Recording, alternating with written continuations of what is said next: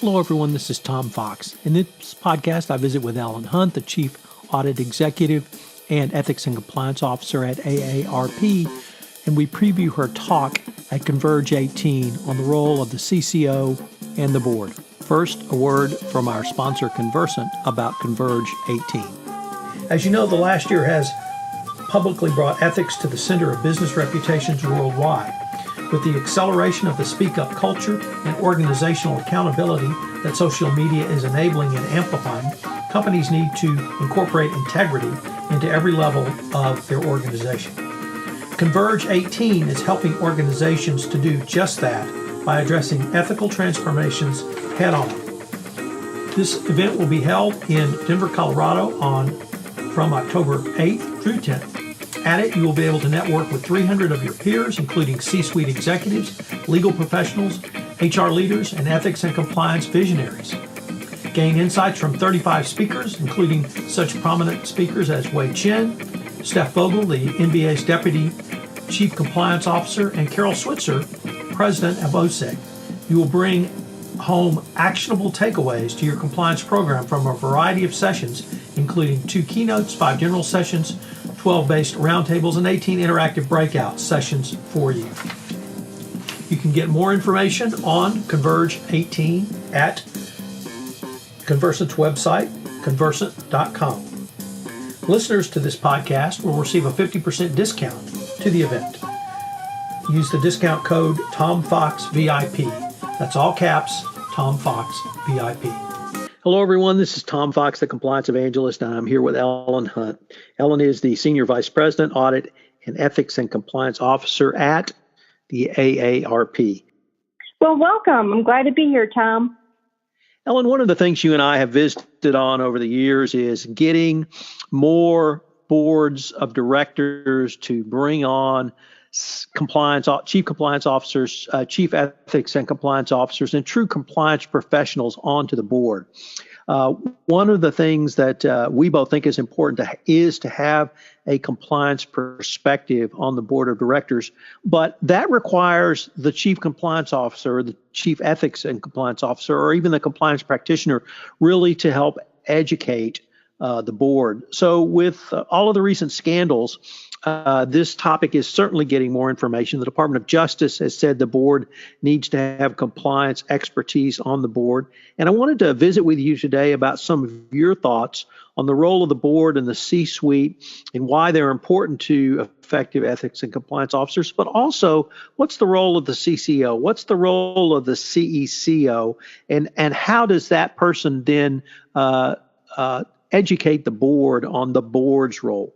So with that somewhat long-winded introduction, I was wondering, I know you've thought about this and you've sort of broken it down into 3 areas: building trust, communication, and communication at tone at the top. And I was wondering if you might be able to explain some of these to us. Yeah, so it's just an interesting observation, but I kind of see the Chief Ethics and Compliance Officer as the ethics champion or the liaison between all of these different parties, with the goal in mind of making the compliance program as effective as possible. And when you have all of these different elements running together, all the spokes in the wheel turning properly, you really have what you need to make the program effective. So I think the very first step that the Chief Ethics and Compliance Officer has to take is building that relationship and building trust. The C-suite and the board have to know that you are a ultimate professional, that you are someone that they can come and talk to as a resource to resolve their problems, and that when you have to come to talk to them about problems, you're coming with solutions and practical ways for the business to move forward. Because at the end of the day, it's all about the business being successful. And I think when you approach ethics and compliance as a enhancement and an element to make the business more profitable and successful, it changes the dynamic. So I think it's absolutely building that trust. And when you do that, though, the other thing that you have to do with really a certain amount of gravitas and your personality is, and Thomas Jefferson said it this way: in the matters of style, swim with the current, but in matters of principles, you're going to have to stand like a rock. So people have to know that, when you come and talk to them, you've got an issue and it has to be resolved, but you can be flexible. The other piece I just think is communication. The folks that are on your board and on your C-suite, they got there for a reason. They're smart. And often they have great intellectual curiosity. They constantly want to be learning. And, they want to succeed. They haven't gotten to that level of professional success without that. And so take advantage of that.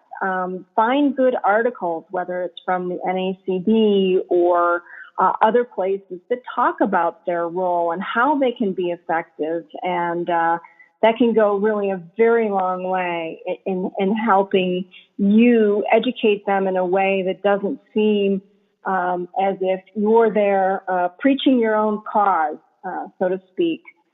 And then I just want to talk a little bit about tone at the top, because I think we need a little bit of a reset on this. Yeah, it is absolutely important how your board and your C-suite acts. But it isn't just this one speech or adding language at town halls or other things like that. It really is how your board and your C-suite interact every single day.